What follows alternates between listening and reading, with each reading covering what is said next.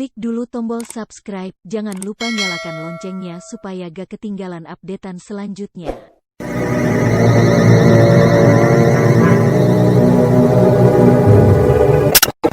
Misteri Nini Pelet kali ini mempersembahkan episode ke-20 dengan judul Asmara Berdarah.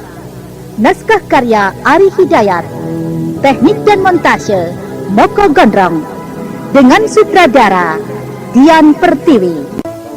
Asmara Berdarah, suatu kisah tentang bertemunya kembali Nilam Cahya dengan ibunya setelah lama berpisah, di mana akhirnya Nilam Cahya harus kehilangan ibunya akibat perbuatan siluman yang menghendaki gagalnya perkawinan Nilam Cahya dengan Restu Singgih.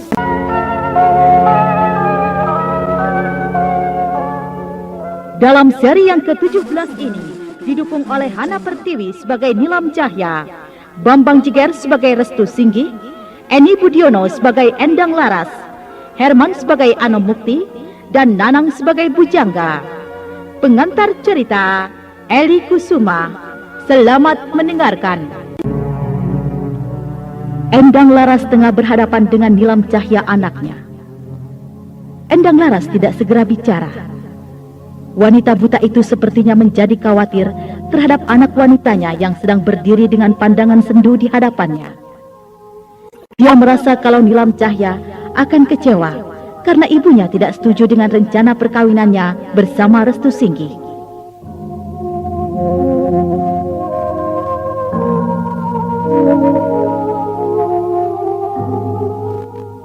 Ibu ingin tanya padamu. Kenapa kau sampai menunda rencana perkawinanmu itu? Apakah karena kau merasa kecewa dengan kata-kata ibu yang tempo hari? Saya tidak apa-apa, Bu. Saya tidak ingin ibu memikirkan tentang saya. Bagaimana tidak apa-apa? Kau hanya membuat calon suamimu menjadi kecewa. Dan ibu tidak suka kalau kau menunda rencana yang sudah matang sekali. Nada bicara ibu sepertinya menyetujui rencanaku itu. Sungguh aku tidak mengerti, Bu. Kenapa ibu sampai menjadi tidak suka kalau aku menunda rencana perkawinanku? Padahal tempo hari, ibu meminta agar aku memikirkannya kembali. Ibu takut Karena ibu sudah memutuskan pada keluarga kalau aku sudah ibu jodohkan dengan Bujangga. Kau tahu dari mana kalau kau sudah dijodohkan dengan Bujangga? Aku sudah lama tahu, Bu. Bibi Sarbini yang bercerita padaku. Ibu senang. Artinya, ibu tidak perlu lagi menjelaskannya. Sekarang tinggal bagaimana dengan dirimu. Ibu hanya merasa malu dengan kedua orang tua Bujangga, Bibi dan pamanmu itu. Apalagi dengan Nyai Imas, ibu tirimu itu. Ibu tidak mau dikatakan pelin-pelan, seperti anak kecil. Tidak bisa dipertanggungjawabkan keputusan ibu. Tapi aku sama sekali tidak tahu, Bu, kalau aku sudah dijodohkan dengan Bujangga. Apakah itu adil? Apakah itu bijaksana? Aku tidak menyalahkan ibu ataupun siapa-siapa.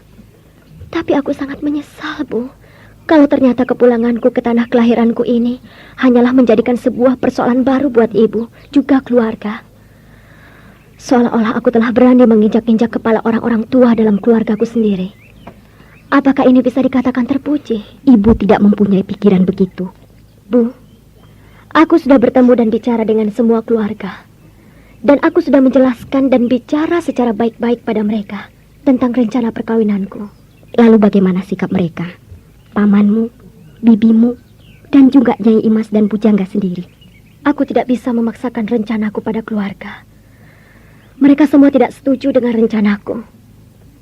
Tapi aku tidak mengambil persoalan. Aku hanya ingin minta restu dari ibu saja. Aku juga tahu, Bu, kalau Bujangga merasa kecewa kepadaku. Tapi bukankah itu salahnya sendiri? Aku sama sekali tidak merasa mempunyai hubungan apa-apa selain tali persaudaraan dengan Bujangga. Bu, sekarang tinggal bagaimana dengan ibu. Yang penting aku sudah berusaha dengan niat baik. Dan ibu sudah mengetahui maksud-maksudku. Aku tahu ibu merasa berat untuk memberikan restu kepadaku. Aku mengerti, karena ibu tidak menginginkan persoalannya menjadi buruk di mata keluarga.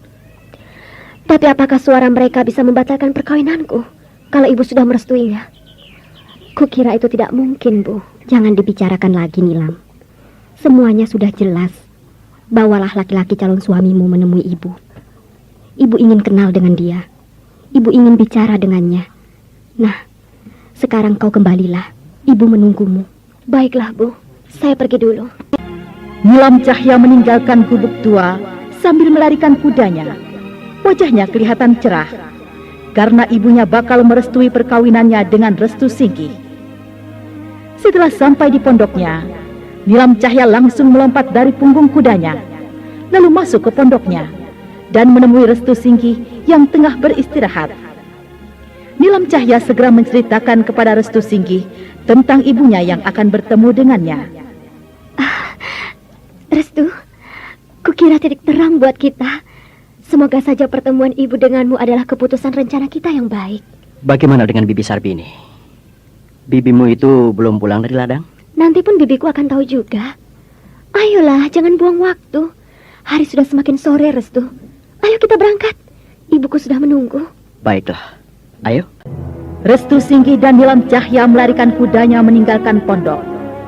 Dan setelah melalui jalan-jalan desa, Restu Singgi dan Nilam Cahya akhirnya sampai di gubuk tua.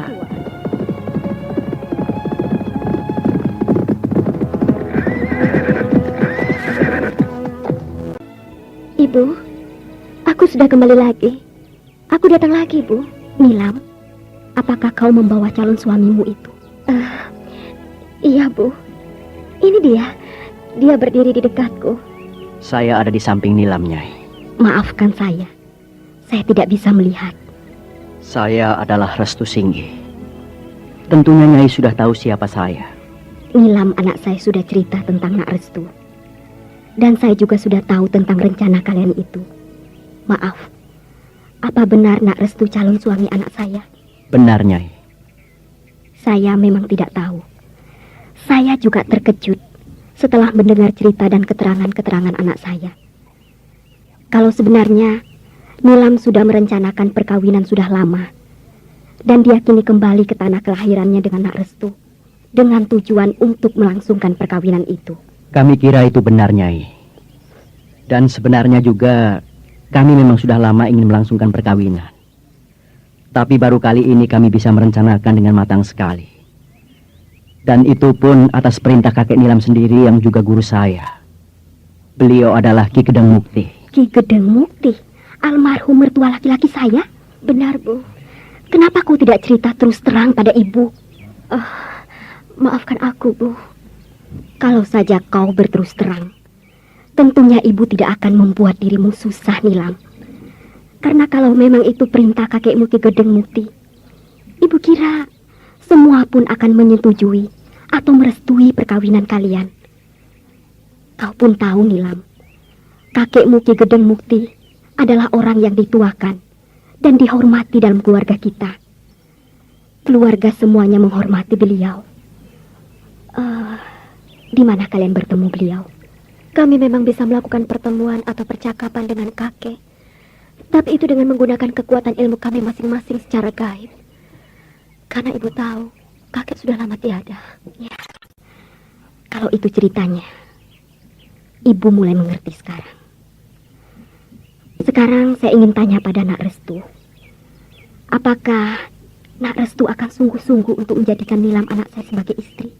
Saya mencintainya, Nyai.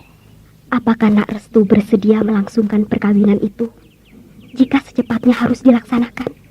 Kami sangat senang sekali, Nyai. Kalau begitu, hari ini aku bersaksi di hadapan kalian. Aku mohon kalian atur semua rencana perkawinan itu secepatnya. Dan mintalah Bibi Sarbini untuk membantumu, Nilam. Ibu merestui perkawinan kalian.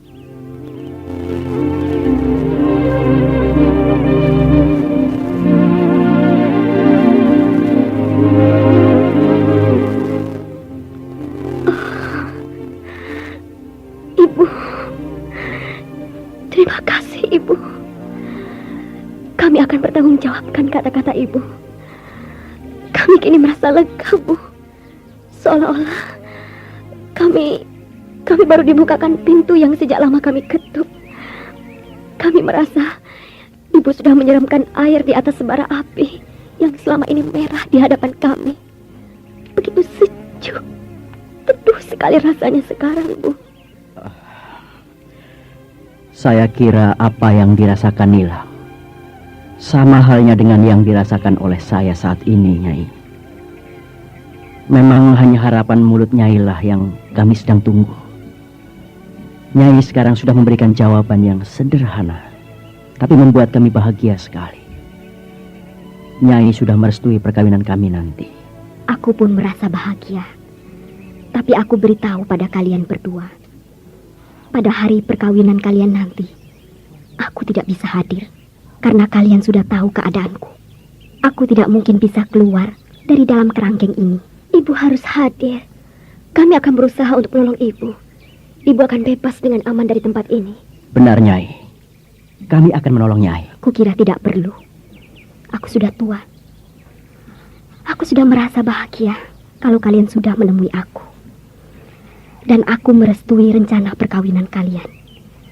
Kalian jangan memikirkan keadaanku. Pikirkanlah rencana kalian. Kalian harus secepatnya melangsungkan perkawinan itu. Sekarang, aku mohon kembalilah kalian. Tinggalkanlah tempat ini. Ayo, tinggalkan. Tapi Bu, Sudah. Jangan ada lagi persoalan yang menyangkut perkawinan kalian. Segalanya sudah selesai. Kembalilah. Semoga kalian bahagia untuk selamanya. Maka demikianlah, berita gembira itu diceritakan Nilam Cahya kepada Bibi Sarbini. Bibi Sarbini pun sibuk menyiapkan segala sesuatu yang dibutuhkan untuk perkawinan Restu Singgih dan Nilam Cahya. Berita itu baru sampai pada Anomukti dan Bujangga setelah berselang beberapa hari. Anomukti kecewa sekali, apalagi Bujangga anaknya. Dia menjadi sakit perasaannya. Nekat. Benar-benar nekat. Anak itu benar-benar sudah tidak menghargai aku sebagai pamannya. Menyebalkan. Kenapa dia berani menendangku jauh-jauh dari keluarga? Suaraku di telinganya sudah tidak punya arti apa-apa. Anak itu benar-benar ingin melaksanakan rencana perkawinannya. Ayah, aku akan tuntut Bibi Endang Laras. Mulut wanita itu sudah tidak bisa lagi kita percaya. Kenapa dia malah memberi restu dengan rencana perkawinan mereka? Bukankah dia sendiri dulu yang menjodohkan aku dengan Nilam anaknya? Kenapa dia kini harus menjilat lagi ludah yang sudah dibuangnya?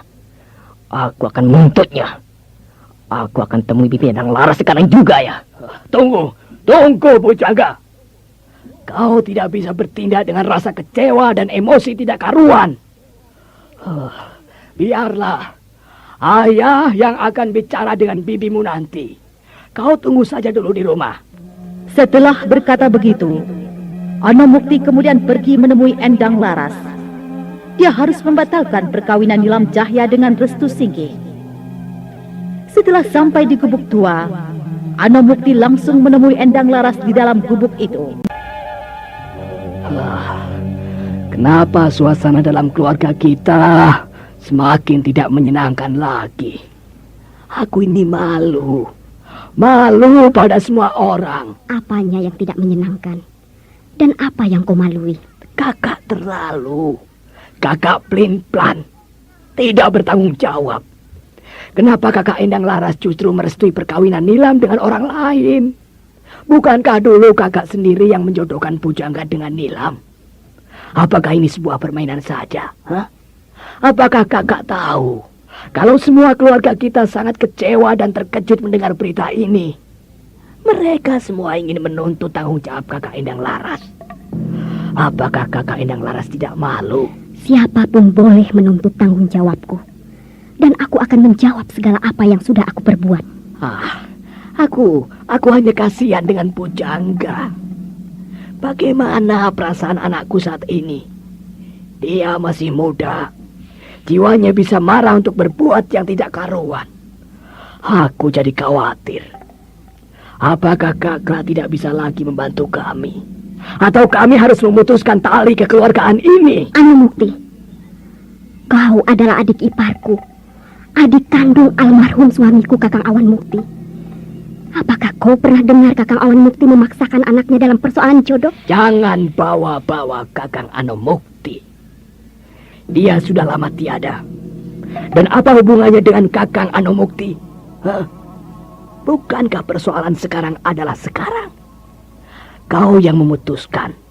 Kau yang harus bertanggung jawab. Jangan kau bawa-bawa persoalan ini kemana-mana.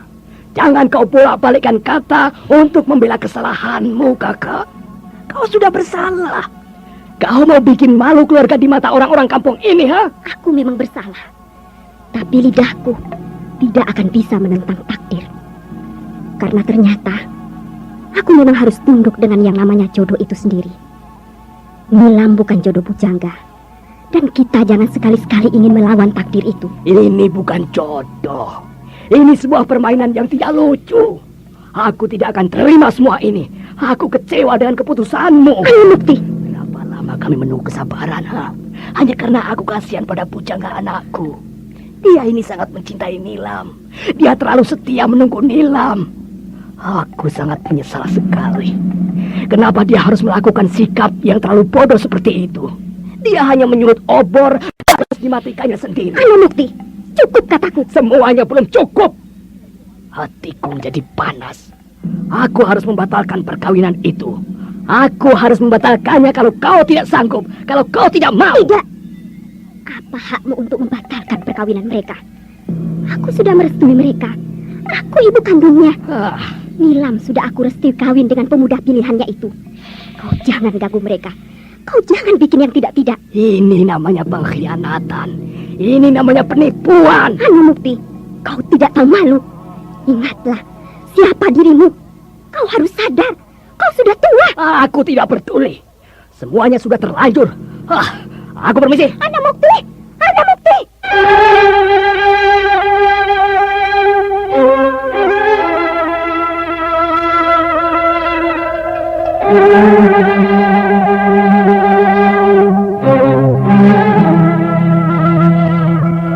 Bagaimanakah kisah selanjutnya?